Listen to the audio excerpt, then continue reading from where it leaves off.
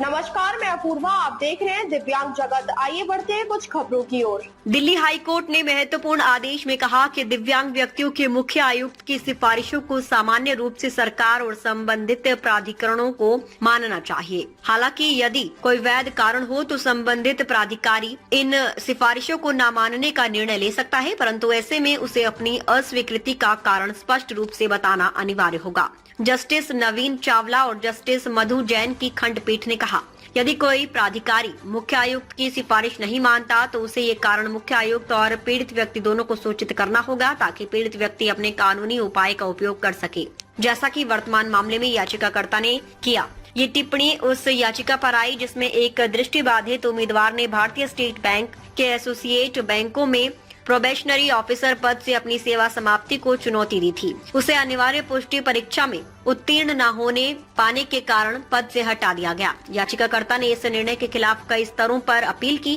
पर राहत न मिलने पर उसने दिव्यांग व्यक्तियों के मुख्य आयुक्त के समक्ष शिकायत दर्ज कराई। मुख्य आयुक्त ने एसबीआई को याचिकाकर्ता की सेवा समाप्ति रद्द करने और 6 माह का विशेष प्रशिक्षण देने के बाद दोबारा परीक्षा लेने की सिफारिश की थी। हालांकि बैंक ने इस सिफारिश को लागू करने से इनकार कर दिया। इसके बाद याचिकाकर्ता ने हाईकोर्ट का दरवाजा खटखटाया। अदालत ने कहा कि दिव्यांग व्यक्तियों के अधिकार अधिनियम 2016 की धारा 76 के तहत यदि CCPWD किसी प्राधिकरण को कोई सिफारिश भेजता है तो उस प्राधिकरण को 3 माह के भीतर उस पर कार्रवाई कर मुख्य आयुक्त को सूचित करना अनिवार्य है। साथ ही अधिनियम में ये भी स्पष्ट किया गया है कि यदि सिफारिश को स्वीकार नहीं किया जाता तो अस्वीकृति का कारण भी मुख्य आयुक्त और संबंधित व्यक्ति दोनों को 3 माह के भीतर बताया जाना चाहिए। अदालत ने ये भी कहा कि बैंक ये विचार करे कि क्या पुष्टि परीक्षा में दिव्यांग उम्मीदवारों को और अधिक रियायत दी जा सकती है, ताकि RPWD एक्ट की भावना व्यर्थ न हो जाए। अदालत ने निर्देश दिया, यदि बैंक अतिरिक्त रियायत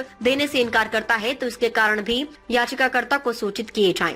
याचिकाकर्ता ने ये भी दलील दी कि विकलांग उम्मीदवारों के लिए पुष्टि परीक्षा में आरक्षण या अलग मानक तय किए जाने चाहिए। इस तर्क को अदालत ने अस्वीकार करते हुए कहा कि RPWD एक्ट में ऐसी कोई व्यवस्था नहीं है। अदालत ने कहा, एक बार जब किसी विकलांग व्यक्ति को आरक्षित पद पर नियुक्ति मिल चुकी है तो उसे भी अन्य उम्मीदवारों की तरह पुष्टि परीक्षा उत्तीर्ण करनी होगी। अधिनियम इस स्तर पर किसी अतिरिक्त आरक्षण या अलग मानक का प्रावधान नहीं करता। अंततः अदालत ने याचिका का निस्तारण करते हुए कहा कि सरकार और उसके संस्थान CCPWD की सिफारिशों को गंभीरता से लें और यदि किसी कारणवश उन्हें स्वीकार नहीं किया जा सकता तो उस अस्वीकृति के पीछे के कारण पारदर्शी रूप से बताए जाएं।